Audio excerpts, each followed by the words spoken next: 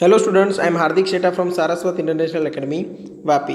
आज आपने धोरण 11 विषय भौतिक विज्ञान चैप्टर नंबर 7 ચાક ગતિમાં સ્પર્ધાત્મક પરીક્ષાઓની તૈયારીઓ આગળ વધારીશું। તો લાસ્ટ લેક્ચરમાં આપણે થિયરીઓનું રિવિઝન જોઈ લીધું। હવે આ લેક્ચરમાં કેટલાક ક્વેશ્ચન્સનું સોલ્યુશન કરવાનું છે, બરાબર। તો મારી પાસે એક ક્વેશ્ચન છે। एक एल लंबाई अने एम दळ धरावतो नियमित पातळो सळियो एवी रीते झूला खाय छे के जेथी तेनी समक्षितिज अक्ष तेना अंतिम छेडाथी पसार थाय, जेथी तेनी समक्षितिज अक्ष तेना अंतिम छेडाथी पसार थाय। तेनी महत्तम कोणीय झड़प ओमेगा छे, तो तेनुं द्रव्यमान केंद्र महत्तम केटली ऊंचाई सुधी पहोंचशे। એટલે જો ક્વેશ્ચન 1 નું સોલ્યુશન હું અહીંયા કરું છું। આવી રીતની કંઈક તમને પરિસ્થિતિ આપેલી છે।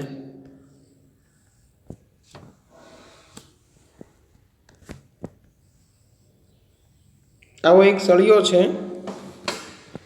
અને આ સળિયો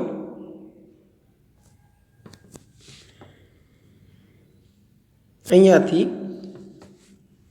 આવી રીતે દોલનો કરે છે, બરાબર।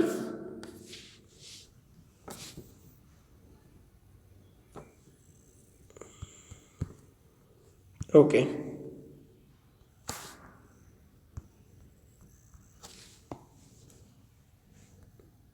એક એરર આવી ગઈ છે એટલે થોડો ટાઈમ લાગશે। હા, ક્વેશ્ચન 1 નું સોલ્યુશન કરીએ છીએ।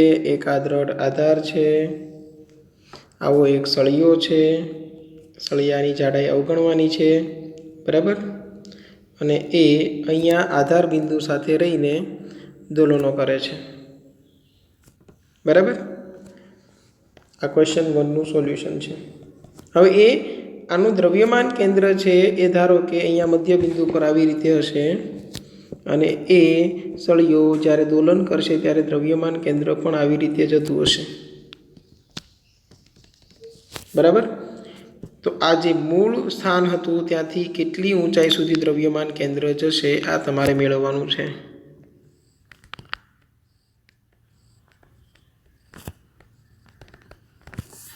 बराबर। केम के सळियानुं अंतिम स्थान कंईक आवुं हशे,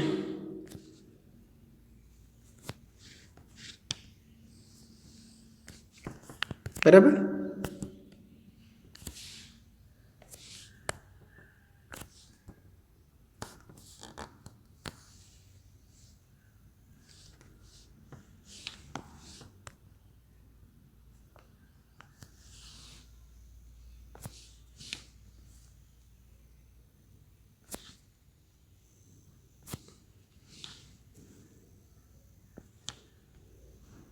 આવી રીતે હશે।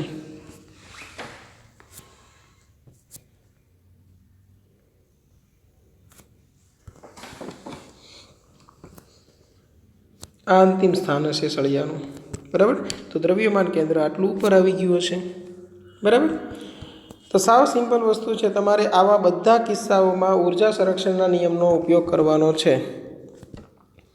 તો મહત્તમ केवी ऊर्जा हशे, तो कि चाक गति ऊर्जा बराबर शुं थशे, महत्तम स्थिति ऊर्जा। केम के महत्तम ऊंचाई पर कोणीय वेग 0 थई जवानो छे, माटे हाफ आई ओमेगा स्क्वेर। शा माटे? केम के ओमेगा तमने आपेली छे महत्तम कोणीय झड़प इक्वल टू थई जशे mgh।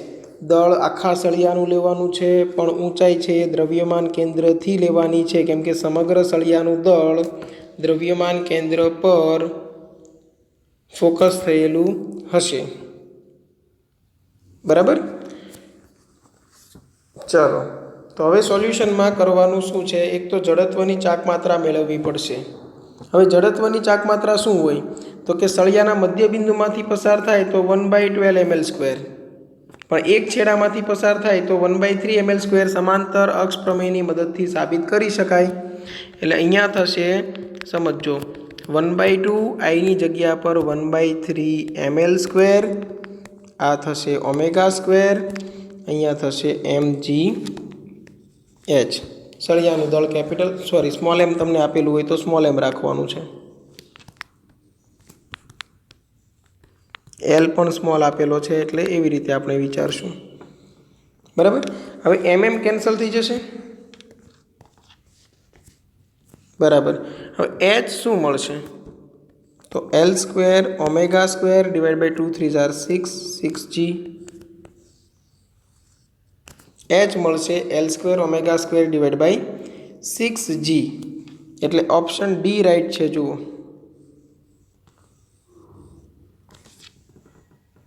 બરાબર. ઓકે. હવે નેક્સ્ટ ક્વેશ્ચન. એમ દળ અને આર ત્રિજ્યાનો એક પોલો ગોળો, યાદ રાખજો પોલો ગોળો છે એટલે જડત્વની ચાક માત્રા પોલા ગોળા માટે 2/3 mr² આવશે. બરાબર. સમક્ષિતિજ સપાટી પર v વેગથી સરક્યા વિના ગબડે છે. જો તે સપાટી આગળ જતા કાટખૂણે વળેલી હોય તો વધુમાં વધુ કેટલી ઊંચાઈ પર પહોંચશે? જો ગબડે છે એટલે પછી સોલ્યુશન પણ એ રીતે જ કરવાનું છે, ગબડતા એટલે ગોળાને ગબડાવવાનો છે, તમારે ગબડવાનું નથી. અહીંથી કાટખૂણે વળેલી સપાટી છે એટલે એક્ઝેક્ટ આવી થઈ જતી હશે, પણ એ ગોળાને સપોર્ટ આપવા માટે કદાચ આવી રીતે હશે, કેમ કે આપણને અત્યારે કોઈ લોસીસ બતાવેલા નથી. બરાબર. ગોળાની ગતિ દરમિયાન કોઈ ઉર્જાનો વ્યય થાય છે તેવું આપેલું નથી, એટલે આ ગબડતા આગળ વધે છે. તો તેની પાસે બે પ્રકારની ગતિ ઉર્જા હોય, એક રેખીય ગતિને અનુલક્ષીને રેખીય ગતિ ઉર્જા અને ચાક ગતિને અનુલક્ષીને ચાક ગતિ ઉર્જા. બરાબર. તો તમે અહીંયા લખી શકો પ્રારંભિક કુલ ઉર્જા બરાબર અંતિમ કુલ ઉર્જા, ઉર્જા સંરક્ષણના નિયમ પ્રમાણે. અંતમાં ગોળો ધારો કે આટલી ઊંચાઈ પર આવે અને આ એચ ઊંચાઈ હોય ત્યારે તો સ્થિર થવાનો, મતલબ ત્યારે તેની પાસે ચાક ગતિ ઉર્જા પણ નહીં હોય અને રેખીય ગતિ ઉર્જા પણ નહીં હોય. તો અત્યારે સ્ટાર્ટિંગમાં હશે એટલે ½ mv² + ½ I ω² ઇક્વલ ટુ અહીંયા શું થઈ જશે? mgh. ચલો ½ mv² એ તો બરાબર.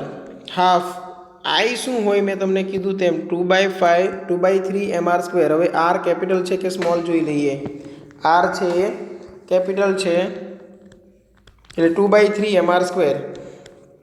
ઓમેગાની જગ્યાએ v/r લખી શકાય એટલે આ બની ગયું v²/r² ઇક્વલ ટુ mgh. તમને લખાવેલું છે v બરાબર r ઓમેગા.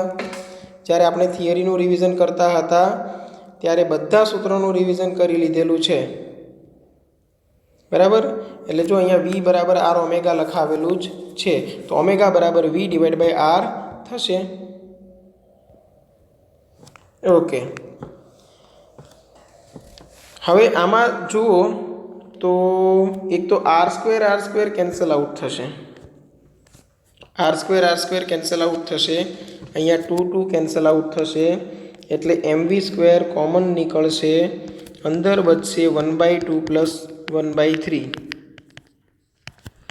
અને ઇક્વલ ટુ આ બાજુ આવશે mgh એટલે m બંને સાઈડ કેન્સલ આઉટ થશે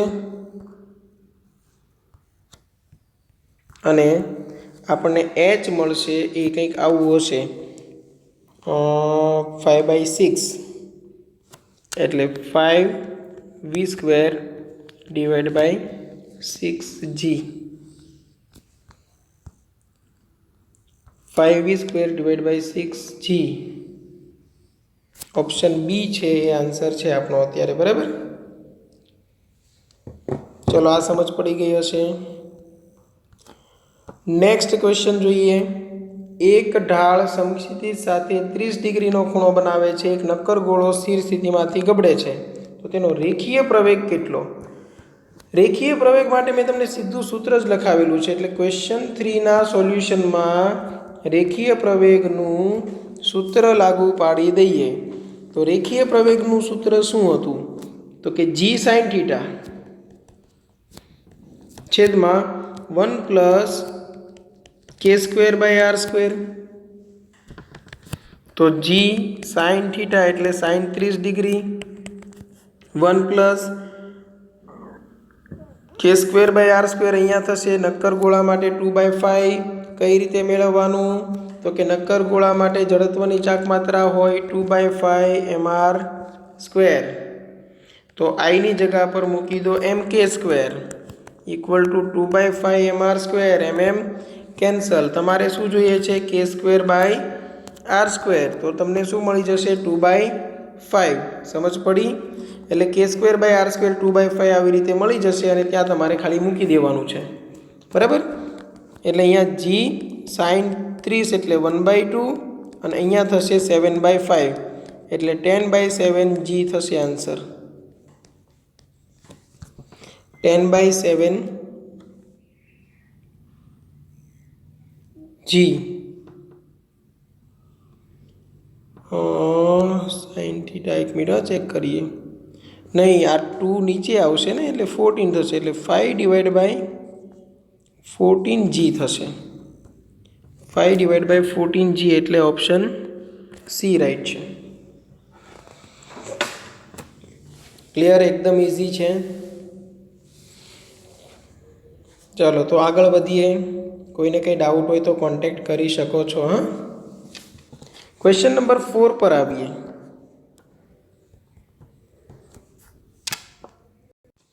ओके હવે જુઓ m દળ અને l લંબાઈના પાતળા તારમાંથી આકૃતિમાં દર્શાવ્યા પ્રમાણે અર્ધવર્તુળાકાર બનાવેલ છે તો તેના મુક્ત છેડાઓને જોડતી રેખાઓને અનુલક્ષીને જડત્વની ચાક માત્રા કેટલી આ બે મુક્ત છેડા છે અને જોડતી રેખાને અનુલક્ષીને જડત્વની ચાક માત્રા કેટલી હવે સમજો આ આખું વર્તુળ હોત તો જડત્વની ચાક માત્રા થશે 1/2 mr સ્ક્વેર કેમ કે વ્યાસને અનુલક્ષીને છે બરાબર અત્યારે સ્મોલ r ત્રિજ્યા છે તો સ્મોલ r સ્ક્વેર તો આ અડધું વર્તુળ હોય તો પણ સૂત્ર તો આ જ આવશે દળમાં કદાચ ફેરફાર હોઈ શકે સૂત્ર અનુવાદ છે પણ કરવાનું શું છે આટલા ભાગનું તમારે દળ મૂકવાનું છે બરાબર કેટલા ભાગનું તો કે આ જે રેખામાં તમને જેટલું દળ દેખાતું હોય તેટલું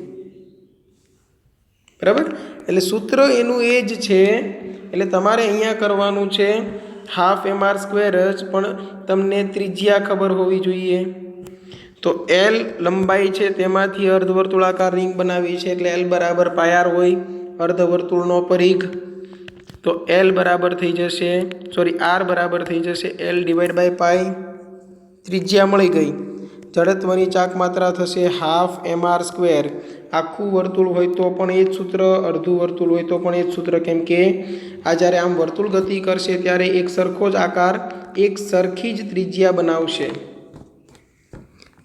ઓકે તો હાફ m r સ્ક્વેરની જગ્યા પર l square by pi square તો આન્સર આવી ગયો ml square divide by 2 pi square ml square divide by 2 pi square option D છે એ રાઈટ છે અહીંયા બરાબર એટલે આ ક્વેશ્ચન 4 નું સોલ્યુશન આમાં જ થઈ ગયું હવે ક્વેશ્ચન 5 નું સોલ્યુશન કરીએ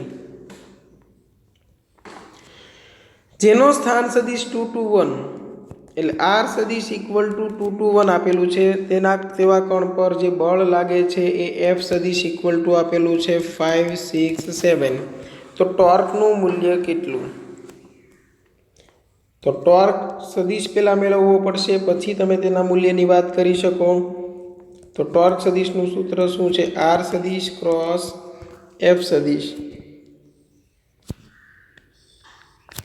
r સદિશ થશે i cap j cap k cap 2 to 1 r સદિશ થયું અને f સદિશ તમને આપેલું છે 5 6 7 નિશ્ચાયક સોલ્વ કરવાનો છે નિશ્ચાયક સોલ્વ કરવા માટે શું કરવાનું તો કે પહેલું પદ i કેપ એમ જ હવે i કેપ છે એ કઈ બે લાઈનમાં આવેલું છે જુઓ તો કે આ અને આ એટલું કેન્સલ કરો બાકી જે બચ્યું તેમાં અહીંયા ક્રોસ ગુણાકાર કરો એટલે 2 × 7 કેટલું થશે 14 માઇનસ પછી આ બેનો ક્રોસ ગુણાકાર કરો 6 × 1 6 ક્લિયર ઓકે જે કેપને પછી પેક કરો જે કેપ મેં તમને કીધું હતું માઇનસ જે કેપ આવશે જ્યારે આપણે શરૂઆતના લેક્ચર્સ કરાવેલા બેઝિક મેથેમેટિક્સ તેમાં મેં તમને નિશ્ચાયક સોલ્વ કરતાં શીખવાડેલું છે, બરાબર. હવે આ 2 અને 7નો ગુણાકાર થશે, 2 ગુણ્યા 7 કેટલા થશે? 14. -5 અને 1નો ગુણાકાર થશે, 5 ગુણ્યા 1 થશે 5, પ્લસ કે કેપ. હવે કે કેપવાળા પદને ઢાંકી દો એટલે આ હાર અને આ સ્તંભમાં આવે.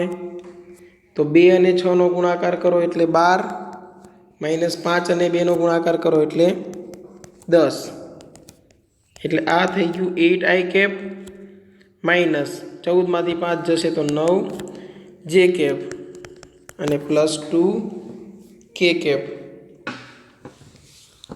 બરાબર.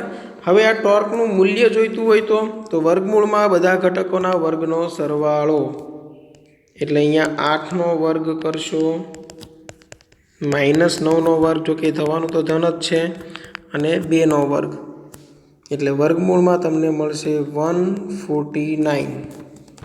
વર્ગમૂળમાં 149 આન્સર છે, એટલે ઓપ્શન બી રાઈટ છે અહીંયા, બરાબર. ચલો અહીંયા સુધી સમજ પડી ગઈ હશે. હવે નેક્સ્ટ ક્વેશ્ચન નંબર 6. એક દ્રઢ પદાર્થ 12 સેકન્ડમાં 600 રેડિયનનું કોણીય સ્થાનાંતર અનુભવી 100 રેડિયન પર સેકન્ડની કોણીય ઝડપ પ્રાપ્ત કરે છે, તો તેની પ્રારંભિક કોણીય ઝડપ કેટલી?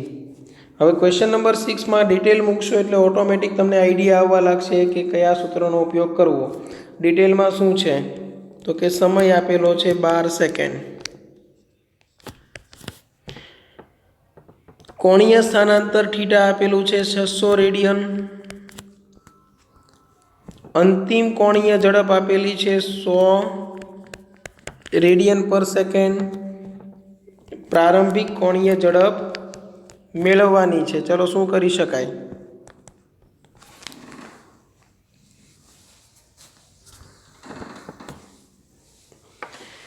બાર સેકન્ડ આપેલી છે, કોણીય સ્થાનાંતર આપેલું છે, ઓમેગા આપેલું છે અને ઓમેગા નોટ મેળવવાનું છે. હા, તો સાવ સિમ્પલ છે. થીટા બરાબર ઓમેગા એવરેજ ઇન્ટુ ટી, કોણીય સ્થાનાંતર બરાબર તમે કહી શકો સરેરાશ કોણીય વેગ ગુણ્યા સમય, બરાબર. સરેરાશ કોણીય વેગ શું હોય? Omega plus omega not divide by 2 into T, અને અહીંયા થીટા. ખાસ એ વસ્તુ જરૂરી કે અહીંયા અચળ કોણીય પ્રવેગી ગતિ થાય છે તો તમે આ સૂત્રનો ઉપયોગ કરી શકો, અધરવાઇઝ ના કરી શકો. એટલે તમને એક્ઝામમાં આવે તો લખીને આપશે કે અચળ કોણીય પ્રવેગી ગતિ થાય છે, બરાબર. હવે ખાલી કિંમત મૂકવાની છે. ચલો, થીટા બરાબર કેટલા છે? 600, ઓમેગા 100, ઓમેગા નોટ મેળવવાનું, આ 2 અને આ 12.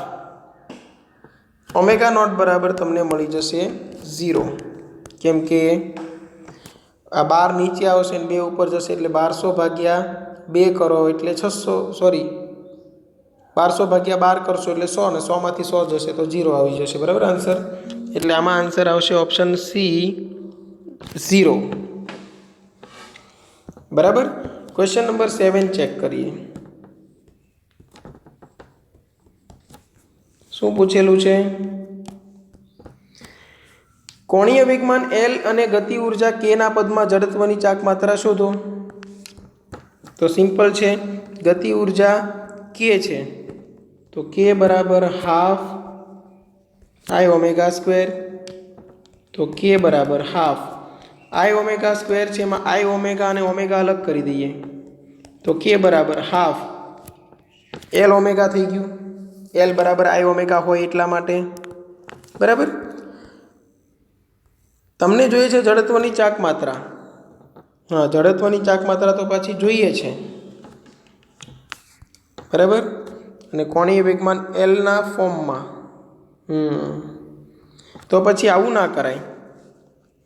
કોણીય વેગમાન L ના ફોર્મમાં જોઈએ છે તો આવી રીતે કરાય, હાફ I ઓમેગા સ્ક્વેર, તેને એક કામ કરીએ I વડે ગુણતા અને I વડે ભાગતા, એટલે હાફ. ઉપર જો થઈ ગયું I ઓમેગાનો કાઉન્સ ઉપર વર્ગ, કેમ કે I સ્ક્વેર ઓમેગા સ્ક્વેર થશે, અને નીચે તો I છે જ, એટલે આ થઈ ગયું L square divide by 2i। આ સૂત્ર આમ પણ તમારે યાદ રાખવાનું છે। જેમ રેખીય ગતિ ઉર્જાના બે સૂત્ર તમે યાદ રાખતા હતા, એક તો હાફ mv² અને એક હતું p²/2m, જ્યાં p હતું વેગમાન તો અહીંયા કોણીય વેગમાનનો વર્ગ થશે, અહીંયા જડત્વ m તો અહીંયા જડત્વની ચાક માત્રા i। તો આ પ્રમાણે વિચારો તો મને i જોઈએ છે તો શું આવશે L²/2k। તમને આ યાદ રાખવાનું એટલા માટે કહું છું કે ઘણી વખત સીધું જ પૂછાશે, બરાબર, અને આ સૂત્રનો ઉપયોગ ઘણી વખત તમારે કરવાનો થશે। અત્યારે આન્સર આવે છે એ L²/2k।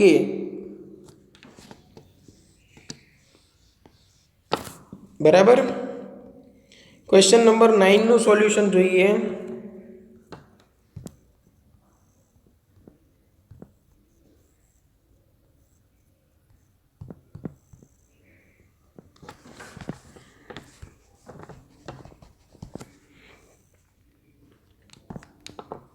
ચલો ક્વેશ્ચન નંબર 9 શું છે? પદાર્થનું કોણીય વેગમાન 50%નો વધારો કરવામાં આવે તો ગતિ ઉર્જા ખાલી જગ્યા વધે। પદાર્થના કોણીય વેગમાનમાં 50%નો વધારો કરવામાં આવે તો ગતિ ઉર્જા ખાલી જગ્યા વધે। સમજો પહેલાં તો ગતિ ઉર્જાનું સૂત્ર શું છે? તો કોણીય વેગમાન કીધું છે એટલે કોણીય વેગમાનવાળું સૂત્ર વાપરવાનું છે, એટલે કે હમણાં તમને કીધું એમ L²/2i। આ સમીકરણ 1। હવે નવું કોણીય વેગમાન, જડત્વની ચાક માત્રા તો અચળ હોય ને, L' બરાબર શું થશે? તો કે L હતું તેમાં L ના જ 50% વધે છે, એટલે સમજો L પ્લસ Lના 50%, એટલે L પ્લસ 0.5L, એટલે આ થઈ ગયું 1.5L। હવે નવી ગતિ ઉર્જા વિચારો k', તો શું થશે? તો કે L'²/2i, L' ની જગ્યાએ 1.5L²/2i, એટલે આ થઈ ગયું 1.5નો વર્ગ એટલે 2.25, અને L²/2i ને આપણે આ પ્રારંભિક ગતિ ઉર્જા k કહી શકીએ, એટલે આ બની ગયું 2.25k। તમારે k બહાર કાઢવી હોય તો 1.25 તો કરવું જ પડે k પ્લસમાં। જો 2.25ના બે ભાગ કરો, 1 પ્લસ 1.25, એટલે એક 1k આવ્યું અને એક 1.25k આવ્યું, બરાબર। એટલે આ જે છે ને એ પ્રારંભમાં હતી જ, અને આ વધારો છે, કેટલો વધારો થશે? 1.25 ગુણ્યા 100, એટલે કે 125% વધારો મળે છે। 125% વધારો થયો એટલે આન્સર આવશે આ ઓપ્શન એ, 125%નો વધારો। ક્લિયર?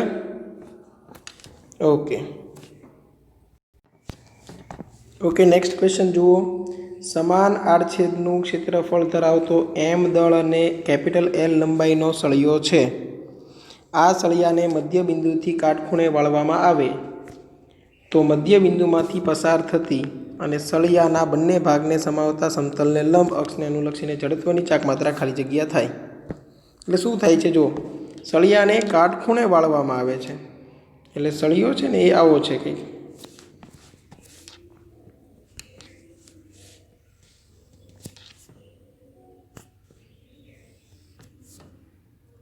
આ ટાઈપનો સળિયો છે। હવે કુલ લંબાઈ L હતી, પણ આપણે કાટખૂણે મધ્ય બિંદુથી વાળી દઈએ તો પછી આપણે સમજી શકીએ કે લંબાઈ અડધી થઈ ગઈ હશે, સાથે સાથે દળ પણ અડધું થઈ ગયું હશે, બરાબર। એ વાતનું ખાસ ધ્યાન રાખવાનું છે કે લંબાઈ પણ અડધી થઈ છે, દળ પણ અડધું થયું છે, અને જે સળિયાની આપણે જડત્વની ચાક માત્રા લેવાના છીએ તે કોઈ એક છેડામાંથી પસાર થતી જડત્વની ચાક માત્રા લેવી પડશે, બરાબર। કોઈ એક છેડામાંથી પસાર થતી અક્ષને અનુલક્ષીને જડત્વની ચાક માત્રા લેવી પડશે। એટલે થશે શું કે સળિયાનું જે દળ છે ને એ અડધું થઈ જશે, એટલે સ્મોલ m = m/2, અને લંબાઈ પણ અડધી થઈ જશે L/2। બાકી જડત્વની ચાક માત્રા બંને સળિયાની અલગ અલગ હવે કાઉન્ટ કરવાની, એટલે I1 પ્લસ I2। આને આપણે 1 નામ આપી દઈએ, આને આપણે 2 નામ આપી દઈએ। હવે I1 શું થશે? તો 1/2 ml², 1/3 કેમ? સળિયામાં એક છેડામાંથી પસાર થતી અક્ષને અનુલક્ષીને જડત્વની ચાક માત્રા થાય 1/3 ml². મધ્ય બિંદુ હોય તો 1/12 ml². નવું દળ અને નવી લંબાઈ લેવી જરૂરી, નહીંતર ઘણી વખત શું થાય કે આપણે બાય મિસ્ટેક અહીંયા જ કેપિટલ M અહીંયા જ કેપિટલ L લખી દઈએ, બરાબર? એટલે આ વાતનું ધ્યાન રાખજો. એટલે અહીંયા થશે 1/3 કેપિટલ M/2. સમજો, હું થોડુંક અહીંયા શિફ્ટ કરી દઉં છું હવે. એટલે I બરાબર 1/3 સ્મોલ m ની જગ્યા પર કેપિટલ M/2, અહીંયા કેપિટલ L/2. બરાબર? એક કામ કરીએ ને, હજુ એક સાદું રૂપ આપી દઈએ. અહીંયા 1/3 સરખા જ છે તો 2/3 ml² કરી દઈએ. પછી હવે I બરાબર 2/3 એઝ ઇટ ઇઝ, m ની જગ્યા પર કેપિટલ M/2, L ની જગ્યા પર કેપિટલ L/2 અને કાઉન્સ ઉપર વર્ગ. બરાબર? માટે તમને I મળી જશે, આ 2 તો કેન્સલ થાય છે, તો 1/12 ml². 1/12 ml² આન્સર મળી ગયો. બરાબર? ચેક કરીએ ઓપ્શનમાં છે કે નહીં. ઓપ્શનમાં છે, જુઓ 1/12 ml². બરાબર? ક્વેશ્ચન નંબર 10નું સોલ્યુશન કરીએ. ક્વેશ્ચન નંબર 10નું સોલ્યુશન કરીએ. એકદમ ઇઝી છે. જુઓ, આવા કોઈ પણ ક્વેશ્ચન આવે એક જ મેથડ યુઝ કરવાની છે. જુઓ, M દળ R ત્રિજ્યા ધરાવતી એક પાતળી ગોળાકાર રિંગ સમક્ષિતિજ સમતલમાં તેના મધ્યસ્થ ઉર્ધ્વ અક્ષને અનુલક્ષીને ઓમેગા જેટલી કોણીય ઝડપથી પરિભ્રમણ કરે છે. હવે સમાન દળ M ધરાવતા બે પદાર્થ હળવેથી રિંગના પરિઘના સામસામે ગોઠવવામાં આવે તો રિંગનો નવો કોણીય વેગ શું બને? સમજો. પહેલા પ્રારંભમાં શું હતું? ખાલી રિંગ છે એ પરિભ્રમણ કરતી. પછી શું થયું? એ રિંગ તો પરિભ્રમણ કરે જ છે, પણ રિંગના જે વ્યાસાંત બિંદુઓ છે, ધારો કે આ અક્ષને અનુલક્ષીને પરિભ્રમણ થાય છે, આ અક્ષને અનુલક્ષીને પરિભ્રમણ થાય છે. બરાબર? તો અહીંયા બે બિંદુઓ મૂકી દીધા, વ્યાસાંત બિંદુઓ પર બે સૂક્ષ્મ પદાર્થ મૂકી દીધા. હવે અહીંયા કેવું હતું કે કેપિટલ M દળ અને R ત્રિજ્યાની રિંગ છે. હવે આ ત્રિજ્યા કેટલી છે? R, અને આનું દળ કેટલું છે? Capital M. પણ તેમાં બે સ્મોલ m દળના પદાર્થ પાછળથી મૂકી દીધા, હળવેથી કીધા છે. જો આ શબ્દ પર ખાસ ફોકસ કરવાનું. સમાન દળ M ધરાવતા બે પદાર્થ હળવેથી રિંગના પરિઘ પર સામસામે વ્યાસાંત બિંદુઓ પર ગોઠવવામાં આવે છે તો નવો કોણીય વેગ કેટલો બને? હળવેથી કીધું એટલે કે બાહ્ય ટોર્ક 0 છે. બરાબર? એટલે સાવ સિમ્પલ વાત. પહેલું કે બાહ્ય ટોર્ક 0 છે, માટે કોણીય વેગમાનનું સંરક્ષણ થાય. એટલે કોણીય વેગમાન શું થઈ જાય? અચળ. એટલે પહેલી પરિસ્થિતિ માટે L1 અને બીજી પરિસ્થિતિ માટે L2 સરખા થાય. અને તે પ્રમાણે તમે જુઓ તો I1 ω1 બરાબર I2 ω2 થાય. હવે ખાસ I1 આના માટે જડત્વની ચાક માત્રા શું હોય? રિંગના વ્યાસમાંથી પસાર થતી અક્ષને અનુલક્ષીને તો mr², કેમ કે લંબ અક્ષ છે. તો અહીંયા mr² ઇન્ટુ ω1 તમને ω2 આપેલું છે, ω1 તમને ઓમેગા આપેલું છે, ω2 મેળવવાનું છે. હવે I2 આના માટે જડત્વની ચાક માત્રા શું થાય? તો કે રિંગની તો થશે જ mr² પ્લસ આ બંને સૂક્ષ્મ પદાર્થની પણ થશે, એટલે small mr² plus small mr². બરાબર? કેમ કે બિંદુવત કણની જડત્વની ચાક માત્રા સ્મોલ mr² થાય. આવું મેં સૌથી પહેલાં જ્યારે જડત્વની ચાક માત્રાનો ટોપિક લીધો ત્યારે તમને એક્સપ્લેન કરેલું. રિંગનો આકાર છે એ પ્રમાણે કેપિટલ mr² થાય છે તો થવાનું જ, પણ બિંદુવત પદાર્થ માટે સ્મોલ mr² પણ થશે. ઓકે? તો હવે એ પ્રમાણે આગળ વધવાનું છે અને સાથે ω2 મૂકો, ω2 તમારે મેળવવાનું છે. એટલે આ થયું કેપિટલ mr² ઓમેગા આ થયું કેપિટલ mr² પ્લસ 2mr². હવે ત્રિજ્યા તમને કેપિટલ આર આપેલી છે તો પછી અહીંયા પણ કેપિટલ આર કરી દેવાય, અહીંયા પણ કેપિટલ આર કરી દેવાય. તો શું કરાય કે કેપિટલ r² કોમન નીકળશે, અહીંયા capital M plus 2m ω2. Capital r² cancel out થશે. જુઓ તો ω2 તમને મળી જશે. કઈ રીતે? કેપિટલ M છેદમાં capital M plus 2 small m into omega. એટલે આ આન્સર બનશે ω2 માટે. બરાબર. તો capital M into omega divide by capital M plus small m, એટલે ઓપ્શન એ આન્સર આવશે. ઓકે,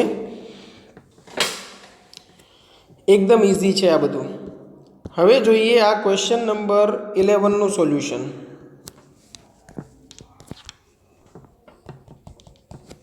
ક્વેશ્ચન નંબર 11 માં શું છે જુઓ. આકૃતિમાં દર્શાવ્યા મુજબ એક નક્કર ઘન ગોળો છે, ઘર્ષણ રહિત સમક્ષિતિજ સપાટી પર ગબડી રહ્યો છે. તેનો રેખીય વેગ v છે. v નું મૂલ્ય કેટલું હોય તો તે સપાટી પર ચડી શકે. હમણાં જે ક્વેશ્ચન કરાવેલો તે જ ઉર્જા સંરક્ષણના નિયમનો ઉપયોગ કરી શકો. ચલો, ઉર્જા સંરક્ષણનો નિયમ. પ્રારંભિક કુલ ઉર્જામાં એની પાસે ગતિ ઉર્જા છે, પણ બંને પ્રકારની ગતિ ઉર્જા છે. Half mv², half iω². એટલે કે આ રેખીય ગતિ ઉર્જા, અચાક ગતિ ઉર્જા, અને તેનાથી તેને ઉપર ચડવાનું છે mgh સુધી. એટલે અંતમાં ઉર્જા બનશે એ સ્થિતિ ઉર્જા બનશે. અંતમાં સ્થિર થઈ જાય તો ચાલશે. એટલે ખબર પડી જાય કે ઓછામાં ઓછો વેગ આટલો હોવો જોઈએ. તો half mv² plus half i. ચલો, i એટલે શું થશે? તો નક્કર ઘનગોળો છે એટલે 2/5mr². બરાબર, 2/5mr². પછી શું કરશું? તો કે હવે ઓમેગાની જગ્યાએ મેં તમને કીધું છે v/r મૂકી દેવાનું. એટલે અહીંયા v²/r² અને ઇક્વલ ટુ mgh. કેન્સલ શું થશે? r². કોમન શું નીકળશે? હાફ mv² કહી શકો, અથવા તો અહીંયા જો 2 કેન્સલ થાય છે. mv² common 1/2 plus 1/5 equal to અહીંયા થઈ જશે mgh. mm કેન્સલ, અને 1/2 પ્લસ 1/5 એટલે 7/10 થશે. એટલે તમને v મળશે √10/7 gh. √10/7 gh. હવે આટલો વેગ અથવા તો આના કરતાં મોટો હોવો જોઈએ. આ તો તમને v મિનિમમ મળે છે, માટે v છે greater than or equal to √10/7 gh હોવું જોઈએ.